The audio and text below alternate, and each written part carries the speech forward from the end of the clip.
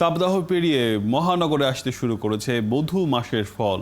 আম, জাম, লিচু, কাঁঠাল, জামরুল শোভা পাচ্ছে অলিগলি থেকে বাজার আর ডিপার্টমেন্টাল স্টোরে। যদিও মৌসুমের শুরুতে হওয়ায় দাম এখন বেশ চড়া, তবে ফলের রূপে রসে আর স্বাদের টানে ভিড় বাড়ছে দোকানে। বিক্রেতারা বলছেন কয়েকদিন পর ভরা মৌসুম শুরু হলে দাম আরও কমে যাবে।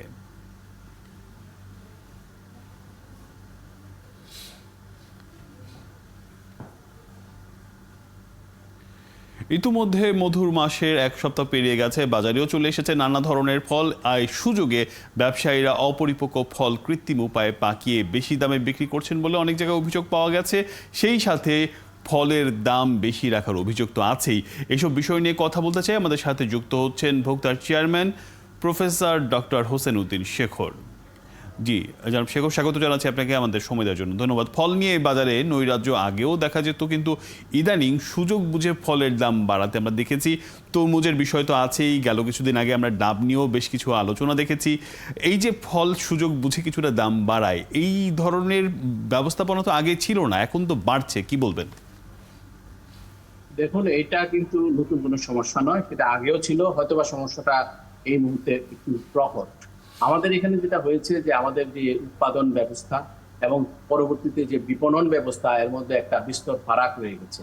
এখানে উৎপাদন, ট্রান্সপোর্টেশন, স্টোরেজ, এই সমস্ত প্রবলেমগুলি থাকাতেই মধ্যস্বত্বভোগী এমনকি যারা ফরিয়া ব্যবসায়ী তারাও সুযোগ নেই। আমাদের এখানে স্টোরেজ ব্যবস্থা অত্যন্ত খারাপ।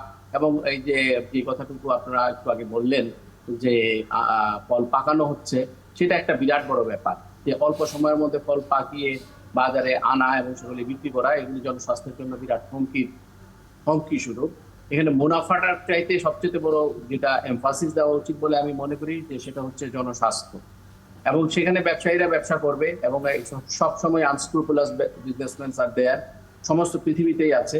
এবং সেই ক্ষেত্রে জনগণ যদি সচেতন না হয় তাহলে কিন্তু মুশকিল। আপনি সময়ের জিনিস সময়তেই খেতে হবে। আপনি অসময়ে যদি একটি মৌসুমী ফল খেতে চান, তাহলে এটার মধ্যে কেমিক্যালস এবং বিভিন্ন ধরনের হ্যাজার্ডাস জিনিস থাকাটাই স্বাভাবিক বলে আমি মনে করি। এবং সেক্ষেত্রে আমাদেরকে অনেক বেশি স্বাস্থ্য সচেতন হওয়া উচিত। আপনি জানেন যে কিছু জাম যখন বেরোলো, জাম প্রথমে 1000 টাকা কেজি ছিল, এখন যখন বার হওয়া শুরু করেছে, এখন কিন্তু 250-300 টাকার মধ্যে জাম, কালো জাম চলে এসছে, এবং কিছুদিনের মধ্যে সেটা 100-150 টাকার মধ্যে চলে আসবে। সো সেই পর্যন্ত ধৈর্য ধরা এবং মানুষের যে কনজিউমারিজমের যে অ্যাটিটিউড, এটা কিন্তু চেঞ্জ করা উচিত বলে আমি মনে করি। স্বাস্থ্য সচেতনতার কথা বলছিলেন, আমরা যদি দেখি আসলে আমের ক্ষেত্রে আসলে এই যে খুব অল্প সময় পাকিয়ে তোলার একটি ব্যাপার সবসময় আমরা লক্ষ্য করি বিভিন্ন কেমিক্যালস দিয়ে। এই যে এই ক্ষেত্রে আসলে ভোক্তা হিসেবে আমরা কিভাবে সচেতন থাকতে পারি, আমরা কিভাবে বুঝতে পারি যে আসলে কোনটি অপরিপক্ক আম, কোনটি, এটা আমাদের কোনো বোঝার জায়গা আছে কিনা?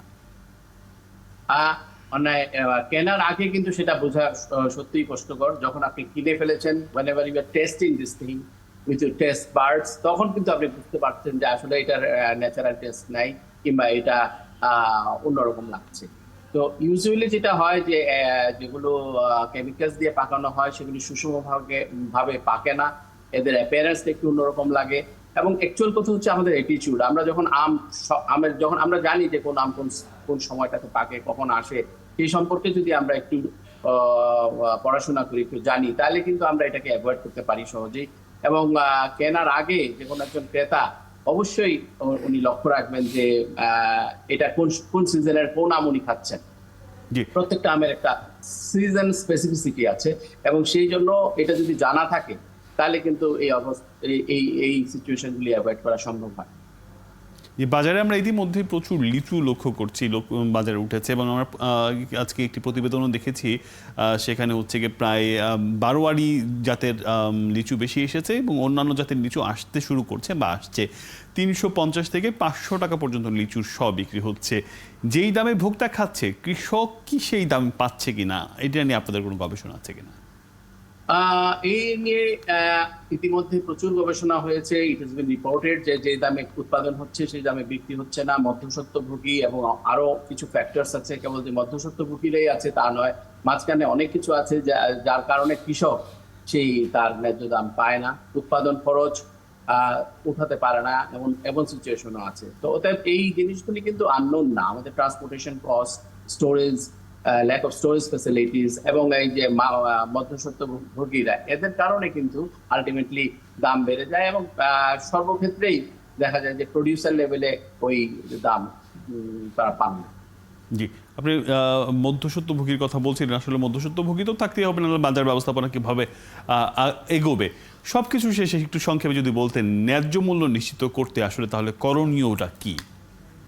ন্যায্য মূল্য নিশ্চিত করতে গেলে সবার আগে যেটা দরকার, যে আপনার বাজার ব্যবস্থাটাকে, মানে আপনার যে ম্যানেজমেন্টটাকে আরো উন্নত করা। আপনার কতটুক চাহিদা এবং কতটুক সরবরাহ, সেই চাহিদা সরবরাহের যে ইকুয়েশনটা, if you can address this thing, তাহলে কিন্তু অনেকাংশেই আপনি ন্যায্য মূল্য নিশ্চিত করতে পারবেন। জি। এবং কৃষি পণ্যের উৎপাদনের ক্ষেত্রে যে ভর্তুকিগুলি দেওয়া উচিত, সেগুলি কিন্তু অনেক অনেক অনেক পরিমাণে করা উচিত।